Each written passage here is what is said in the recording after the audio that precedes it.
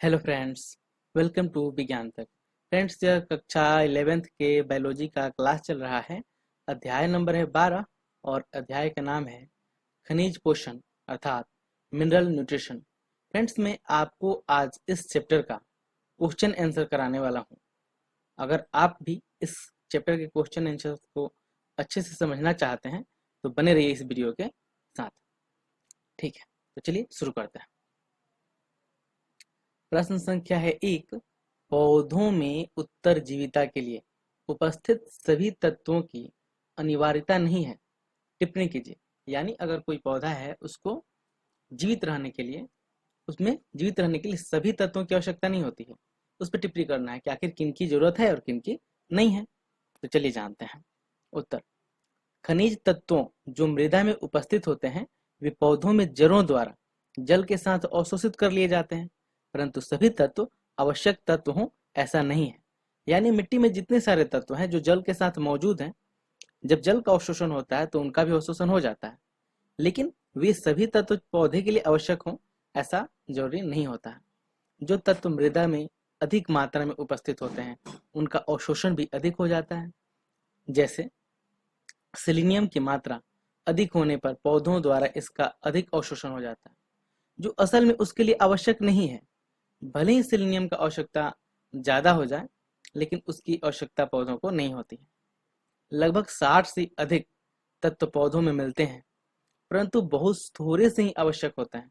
अतः आवश्यक तत्व वे हैं जो सीधे पादप उपापचयी क्रियाओं में सम्मिलित होते हैं। ठीक है, तो पौधे में भले ही 60 से अधिक तत्व पाए जाते हों, लेकिन उन सभी की उपयोगिता नहीं है, उनका जरूरत नहीं है। प्रश्न संख्या है 2। इस पे जाने से पहले मैं आपको बता दूं कि मैंने आपके क्लास 11th का लेसन 1 से लेकर लेसन 11th तक का कंप्लीट क्वेश्चन आंसर करा दिया है। उन सभी वीडियो का आपको लिंक यहाँ पे ऊपर आई बटन पे मिल जाएगा। यहाँ पे पूरा प्लेलिस्ट दिया हुआ है। साथ ही मैंने पूरा जो एनसीईआरटी बुक है उसका एक्सप्लेनेशन भी डाला है, उसका भी लिंक आपको यहीं पे मिल जाएगा। अब समझते हैं दूसरे प्रश्न को। दूसरा प्रश्न है, जल संवर्धन में खनिज पोषण हेतु जल और पोषक लवणों की शुद्धता क्यों जरूरी है। क्वेश्चन ठीक से समझिए। क्वेश्चन है कि जल संवर्धन में, यानी जहाँ जल संवर्धन होता है, तो जल संवर्धन में खनिज पोषण हेतु जल और पोषक लवणों की शुद्धता जरूरी क्यों है। यानी जो जल का संवर्धन होगा उसमें खनिज के पोषण के लिए जल और पोषक लवण दोनों की शुद्धता जरूरी क्यों है। चलिए जानते हैं उत्तर। अशुद्ध जल में अनेक खनिज घुले हो सकते हैं। इसी प्रकार लवणों में भी अशुद्धता मिलती है। यदि जल संवर्धन में अशुद्ध जल व लवण का प्रयोग होता है तो ये पौधे की वृद्धि में बाधा बन सकते हैं। अतः जल संवर्धन में शुद्ध जल तथा ज्ञात आवश्यक तत्वों का ही खनिज लवण विलयन प्रयोग किया जाता है। ठीक है, तो जल संवर्धन में अगर अशुद्ध जल होगा तो उसमें अशुद्ध लवण भी होंगे और जल के साथ उनका भी अवशोषण हो जाएगा, और जो अशुद्ध लवण होंगे वो पौधों के विकास में बाधा बन सकते हैं। प्रश्न संख्या है 3। तीसरा प्रश्न है, उदाहरण के साथ व्याख्या करें। बृहद पोषक तत्व, सूक्ष्म पोषक तत्व, हितकारी पोषक तत्व, अविश्य अशुद्ध तत्व और अनिवार्य तत्व। अविश्य तत्व और अनिवार्य तत्व ये क्या है, इनके बारे में बताना है। तो चलिए बारी बारी से सबके बारे में जानते हैं। पहला बृहद पोषक तत्व यानी मैक्रोन्यूट्रिएंट्स, अर्थात जिन पोषक तत्वों की आवश्यकता शरीर को सबसे ज्यादा होती है। किसके शरीर को? पौधों के शरीर को सबसे ज्यादा जरूरत होती है। तो देखिए, वे तत्व जिनकी पौधों को अधिक मात्रा में आवश्यकता होती है बृहद पोषक तत्व कहलाते हैं। यानी जिन पोषक तत्वों की आवश्यकता पौधे को ज्यादा होगी उसे कहेंगे बृहद पोषक तत्व अर्थात मैक्रोन्यूट्रिएंट्स। जैसे nitrogen, phosphorus, sulphur, calcium, magnesium, ये सब जो है इनकी मात्रा अधिक चाहिए होती है। पादप उत्तक में इनकी सांद्रता 1 से 10 मिलीग्राम पर लीटर होनी चाहिए। दूसरा है सूक्ष्म पोषक तत्व, यानी वे पोषक तत्व जिनकी आवश्यकता पौधे को बहुत कम मात्रा में होती है, इसे सूक्ष्म पोषक तत्व कहते हैं। जैसे magnesium, copper, iron, zinc, barium, ये सब जो है, कैल्शियम है, निकेल है, इन सभी चीजों की आवश्यकता शरीर को पादप के शरीर को बहुत कम होती है। इन्हीं को हम लोग कहते हैं सूक्ष्म पोषक तत्व। कितने होने चाहिए? तो पादप के शरीर में, पादप के ऊतक में इनकी मात्रा 0.1 मिलीग्राम पर लीटर हो सकती है। तीसरा है हितकारी पोषक तत्व, यानी वे पोषक तत्व जिनकी उच्च पादपों में बड़े तथा सूक्ष्म पोषक तत्वों की अतिरिक्त आवश्यकता होती है। यानी वैसे पोषक तत्व जिनकी आवश्यकता तो होती है बड़े पादपों में, लेकिन अलग से आवश्यकता होती है, मतलब सूक्ष्म पोषक तत्व भी चाहिए उस पौधे को, और सूक्ष्म पोषक तत्व भी चाहिए और बृहद पोषक तत्व भी चाहिए। इसके साथ ही कुछ एक्स्ट्रा पोषक तत्व भी चाहिए। इन तत्वों को कहते हैं हितकारी पोषक तत्व, जैसे नाइट्रोजन है, सिलिकॉन है, कोबाल्ट है, सिलिकॉन है, ये सब है। इनकी आवश्यकता होती है पौधों को, ठीक है, इसको कहते हैं हितकारी पोषक तत्व। तीसरा है आविष पोषक तत्व। आविष का मतलब होता है विष, यानी टॉक्सिक एलिमेंट्स। वे खनिज तत्व जो पौधों के लिए हानिकारक होते हैं या जिस सांद्रता में वे पौधे ऊतक के शुष्क भार को 10% तक घटा सकते हैं, आविष तत्व कहलाते हैं। यानी वे पोषक तत्व तो उन्हें नहीं कहेंगे, वे तत्व जो पौधों के लिए हानिकारक होते हैं और इनकी सांद्रता बढ़ने से पौधों के जो शुष्क भार होता है उसमें उसकी मात्रा, उसका भार घट जाता है, उसे आविष तत्व कहते हैं। अगला है अनिवार्य तत्व, यानी एसेंशियल एलिमेंट्स।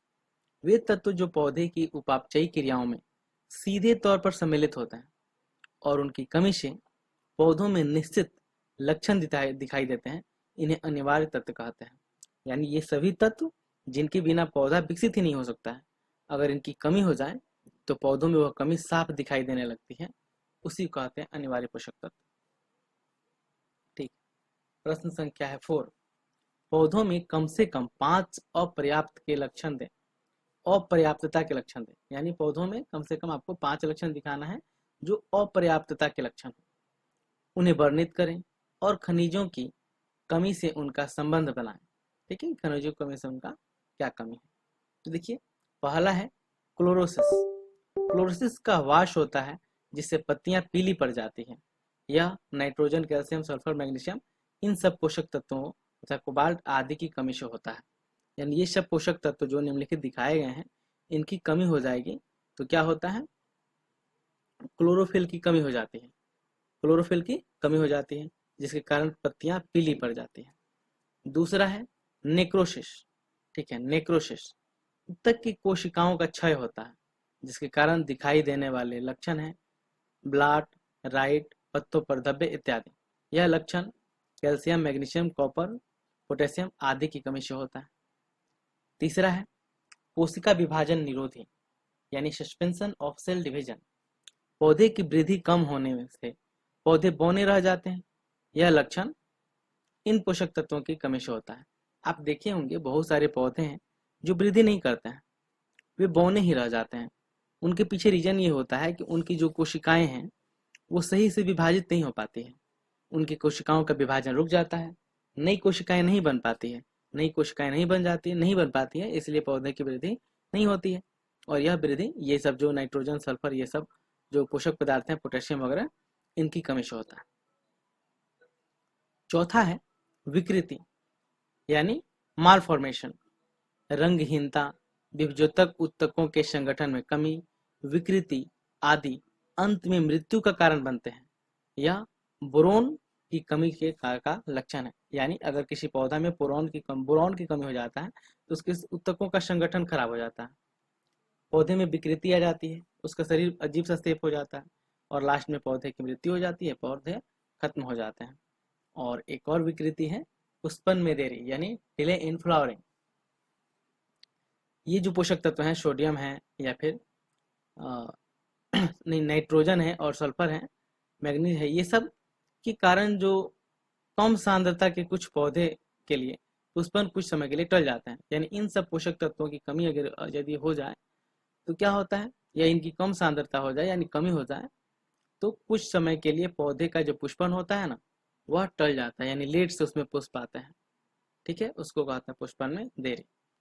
अब है प्रश्न संख्या है 5। ठीक है, तो 5 नंबर प्रश्न हम देखते हैं। 5वां प्रश्न है अगर आप एक पौधे में एक से ज्यादा तत्वों की कमी के लक्षण प्रकट हो रहे हैं तो प्रायोगिक तौर पर आप कैसे पता करेंगे कि अपर्याप्त खनिज तत्व कौन से हैं। यानी कोई एक ऐसा लक्षण प्रकट हो रहा है जो एक से अधिक तत्वों की कमी से हो रहा है, तो आप कैसे पता करेंगे कि वह किस खनिज के कारण हो रहा है। तो देखिए, ऐसे पौधों को विभिन्न जल संवर्धन में उगाते हैं। उन पौधों को क्या करेंगे, विभिन्न प्रकार के जल संवर्धन में उगाएंगे। प्रत्येक तत्व की कमी का कारण अलग अलग पता चल जाता है, जिससे तुलना करके दिए गए पौधे में पोषक तत्व की कमी का पता किया जा सकता है। यानी उस पौधे को अलग अलग जल संवर्धन में उगाएंगे और उनका तुलना करके पता लगा लेंगे कि उसमें किस पोषक तत्व की कमी है। प्रश्न संख्या है 6। कुछ निश्चित पौधों में अपर्याप्तता लक्षण सबसे पहले नवजात भागों में ही क्यों दिखाई देता है, जबकि कुछ अन्य में परिपक्व अंगों में। यानी आपको दिखाना है कुछ निश्चित पौधे होते हैं उनमें पर्याप्तता के जो लक्षण होते हैं वो नवजात भाग में ही दिखाई देता है, जबकि कुछ पौधों में यह परिपक्व अंगों में दिखाई देता है। चलिए आंसर जान लेते हैं। पोषक तत्वों की कमी से पौधों में कुछ आकारिकीय बदलाव आते हैं। ये परिवर्तन अपर्याप्तता को प्रदर्शित करते हैं। ये विभिन्न तत्वों के अनुसार अलग अलग होते हैं। अपर्याप्तता के लक्षण पोषक तत्वों की गतिशीलता पर निर्भर करता है। यानी जो आपको पौधों में अपर्याप्तता की कमी के लक्षण दिखाई देते हैं, यानी पोषक पदार्थों के जो कमी कारण लक्षण दिखाई देते हैं, वो अलग अलग पौधों में अलग अलग इसलिए दिखाई देते हैं कि वो इस बात पर निर्भर करते हैं कि पोषक तत्व की गतिशीलता क्या है, पोषक तत्व किस तरह से गति करके उन अंगों तक पहुंच रहा है। ये लक्षण कुछ पौधों में नवजात भागों में या पुराने उत्तकों में पहले प्रकट होते हैं। ठीक है, यही कारण है कि कुछ पौधे में के नवजात भाग में, यानी जो नए भाग होते हैं, नए अंग होते हैं, उनमें दिखाई देते हैं, और कुछ में जो परिपक्व हो चुके हैं उनमें दिखाई देते हैं। पादप में जहाँ तत्व सक्रियता से गतिशील रहते हैं तथा तरुण विकासशील उत्तकों में निर्यातित होते हैं, वहाँ अपर्याप्तता के लक्षण पुराने उत्तकों से पहले प्रकट होते हैं। जैसे सोडियम, कैल्शियम, मैग्नीशियम अपर्याप्तता के लक्षण सर्वप्रथम जीर्यमान पत्तियों में प्रकट होते हैं। पुरानी पत्तियों में ये तत्व विभिन्न जैव अणुओं के विखंडन होने से उपलब्ध रहते हैं और नई पत्तियों तक गतिशील होते रहते हैं। तो देखिए, जो अपर्याप्तता के लक्षण हैं, यानी जो लक्षण नाइट्रोजन, पोटेशियम या मैग्नीशियम की कमी के कारण होने वाले हैं, ये नए पौधों में नए अंगों में दिखाई देंगे, क्योंकि पुराने उत्तकों में, पुराने पत्तियों में या फिर जो पुराना अंग है वहां पे पहले से मौजूद रहते हैं अलग अलग फॉर्म में, और वहीं पे विखंडित होकर उसकी पूरा पूर्ति कर लेते हैं। लेकिन नए अंगों में ये नहीं रहते हैं, इसलिए वहां पे ही दिखाई देता है। जब तत्व अगतिशील होते हैं और वयस्क अंगों से बाहर अभिगमित नहीं होते, तो अपर्याप्तता लक्षण नई पत्तियों में प्रकट होते हैं। जैसे कैल्शियम, सल्फर आसानी से स्थानांतरित नहीं होते हैं। अपर्याप्तता लक्षणों को पहचानने के लिए पौधों के विभिन्न भागों में प्रकट होने वाले लक्षणों का अध्ययन मान्य तालिका के अनुसार करना होता है। यानी और जो पत्ते हैं, जो तत्व हैं, जो क्या होंगे, अगर पत्तियों में स्टोर हैं लेकिन वो गति नहीं कर सकते हैं, नए अंगों में नहीं जा सकते हैं, तो उस स्थिति में क्या होता है, उस स्थिति में होगा कि अपर्याप्तता के लक्षण पहले नई पत्तियों में दिखाई देंगे, बाद में पुरानी पत्तियों में दिखाई देंगे। जबकि पहले वाले केस में क्या हो रहा था, जब ये सब नाइट्रोजन है, कैल्शियम है, मैग्नीशियम है, ये गतिशील हो जाते हैं, इसलिए ये लक्षण पहले पुरानी पत्तियों में दिखाई देते हैं, बाद में नए पत्तियों में दिखाई देता है। ठीक है फ्रेंड्स, इस वीडियो में मैं यहाँ 6 नंबर तक की क्वेश्चन को कवर कर रहा हूँ। अगले वीडियो में मैं क्वेश्चन नंबर 7 से लेकर और टोटल जितना क्वेश्चन बचता है उस सबको एक्सप्लेन करूँगा। यह वीडियो आपको कैसा लगा है कमेंट करके जरूर बताइएगा। अच्छा लगा है तो लाइक कीजिएगा, अपने फ्रेंड्स के साथ शेयर कीजिएगा। कोई शिकायत या सुझाव हो उसे भी कमेंट बॉक्स में लिख सकते हैं। यह वीडियो देखने के लिए आपका बहुत बहुत धन्यवाद। बाय।